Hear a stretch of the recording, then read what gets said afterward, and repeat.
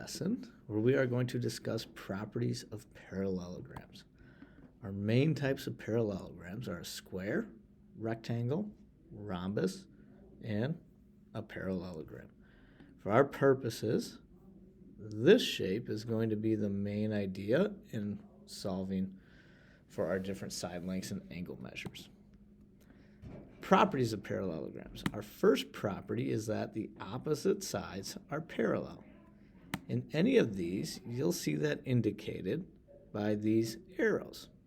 The arrows that have 2, they just means this side is parallel to this side. The arrows where you just see a 1, that means the top side's parallel to the bottom side. Property number 2, opposite sides are congruent, meaning equal measure. So in every single parallelogram, the sides opposite each other are parallel. When you see a square and a rhombus, you'll notice that all 4 sides are exactly the same, whereas a rectangle and this type of parallelogram show up as similar, where the top 2 are equal, but they're not necessarily equal to this side. But these opposite sides are congruent. Property number 3. Opposite angles are congruent. In a square and a rectangle, all the angles are the same. They're all 90 degrees. The opposite sides are the ones that are kitty corner from each other. So in a rhombus or a parallelogram, that means the opposite sides, the opposite corners, so the ones kitty corner not next to, are going to be equal. Property number 4 says that consecutive angles are supplementary. They add to 180.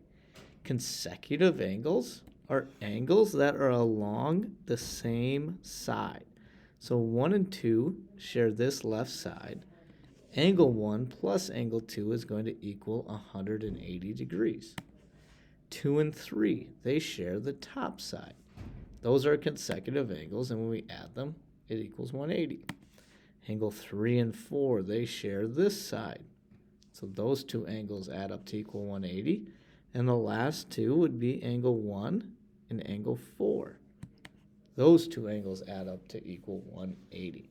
So consecutive, if you're going around in a circle, those are our consecutive angles. Or if you think about angles that are along the same side.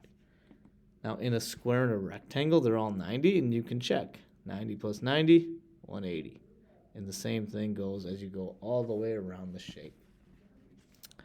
Our final property says that diagonals bisect each other. Means they get cut into 2 equal segments. So if we had a diagonal, say this diagonal is 20, and we have this diagonal, our new diagonal is going to cut that length of 20 in half.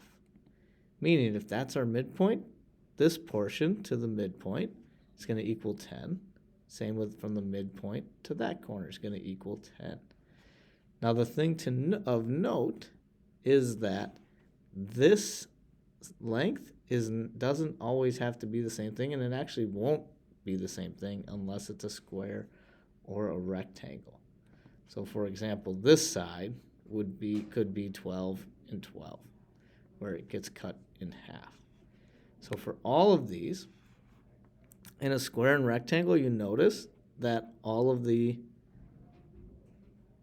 diagonals, they bisect, and each little diagonal is exactly the same in a square and a rectangle, whereas in a parallelogram or a rhombus, they're going to be different side lengths, but the diagonals, they get cut into 2 equal parts. So find the missing measurements of the parallelogram. So we have some measurements given in here. We can figure out, okay, let's figure out side CD. Remember that opposite sides are congruent, so that means side CD would equal 12. If we needed to find side AD, we would use that same property, so AD would have to equal 23. Now if we go to our angle measures, the reason I want to find angle C first is I can use property number 3. Opposite angles are congruent. A and C are our opposite angles, so angle C would equal 77 degrees. To find angle B, we're going to use property number 4. Consecutive angles add to 180. So if we took 77 plus some measurement, angle B, it's going to equal 180. Or we could take our 180, subtract 77. It means angle B is equal to 103 degrees. Now we've got options. We can go back to property number 3. Well, that would tell us that angle D, it's opposite angle B, so angle D is going to equal 103 degrees. We need to find the indicated missing segments. So if AC equals 30, can we find AE and CE? Remember, diagonals bisect each other. They get cut into 2 equal parts.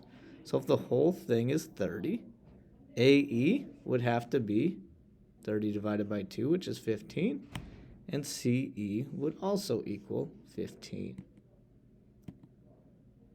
Now, if we said, hey, I'm giving you this measurement, BE equals 12, can we find DE and BD?